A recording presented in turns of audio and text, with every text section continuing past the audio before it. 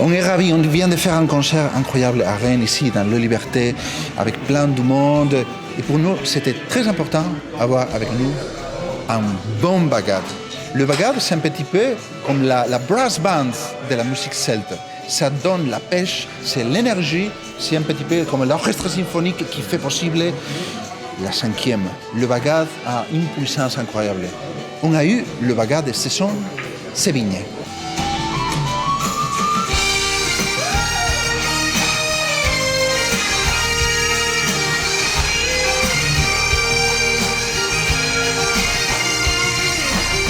Quand je parle d'un bagad, je pense aux bagadous dans leur totalité. C'est-à-dire pour moi, c'est une force musicale absolument incroyable. C'est-à-dire ce sont des gens qui passent un temps fou à travailler leurs instruments chez eux, qui passent un temps fou à travailler ensemble dans les locaux de tous des bagadous. Toujours un hommage à leur rendre, ce travail qu'ils font. Et sans eux, la Bretagne n'aurait pas la couleur et la force qu'elle a.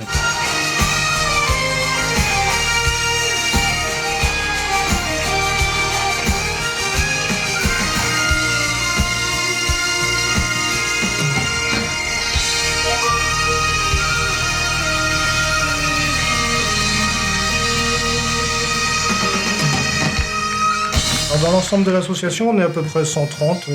Et puis au sein à jouer vraiment dans le bagad, quand on est vraiment tous là, on est 45, presque 50.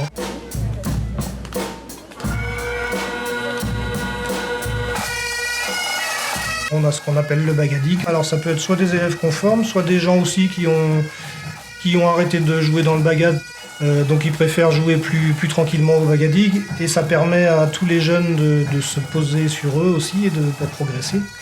Donc le bagadique, c'est 20-25 personnes à peu près. Et puis sinon, tout le reste, ce sont des élèves qu'on forme et qu'on fait monter progressivement. Donc d'abord dans ce qu'on appelle le scolage, qui est un petit ensemble pour les amener à commencer à jouer avec les autres instruments, les autres pupitres. Et puis ensuite bagadique et bagad éventuellement. C'est parti, du coup on va faire comme ça.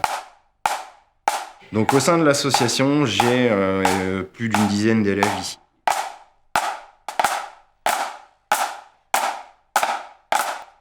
Alors afin de pouvoir effectivement recruter des élèves de tout âge, et donc pour ça on va effectivement dans les écoles dans Cesson, donc les écoles primaires entre autres. Parce que j'aimais bien la musique bretonne. Et j'aime bien aussi tous les instruments bretons. Et maman, elle faisait de la danse, donc du coup, j'ai voulu m'inscrire.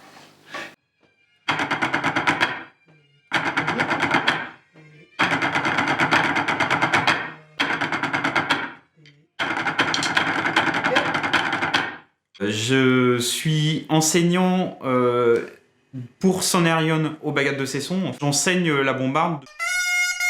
Donc l'apprentissage, on peut commencer tout de suite par l'instrument, par la bombarde. Le but est de souffler constant et fort. Voilà. C'est ça qui n'est pas évident dans la bombarde. Alors au bagad de Cesson, le rôle de la bombarde est très important comme dans n'importe quel bagad.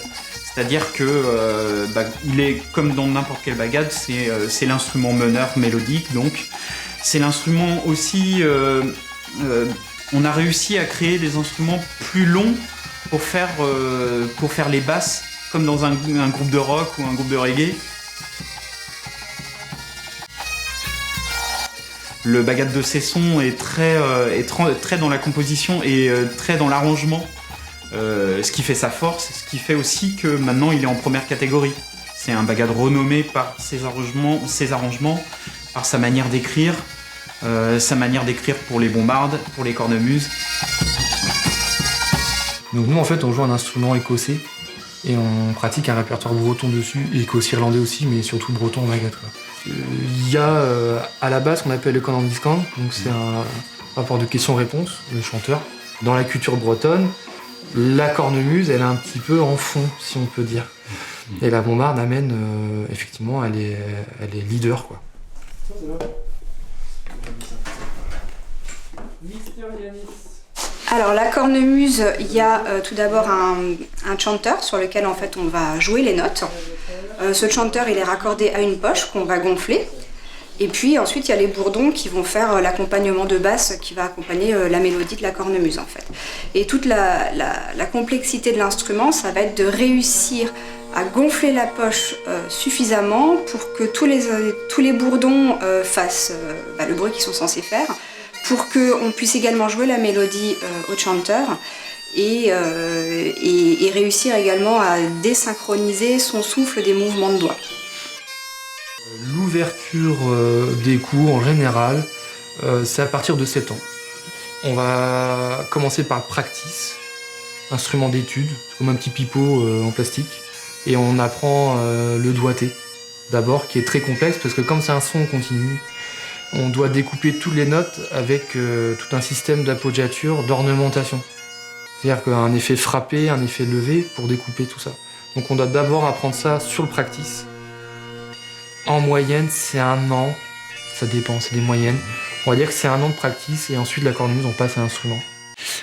Quand je suis arrivé au bagad, il n'y avait pas vraiment de section percussion. Souvent, c'était les élèves caisse claire qui faisaient du tom ou basse pour accompagner. Nous, en percussion, chacun a un petit peu son rôle. Donc en général, les cours, ils sont par 2.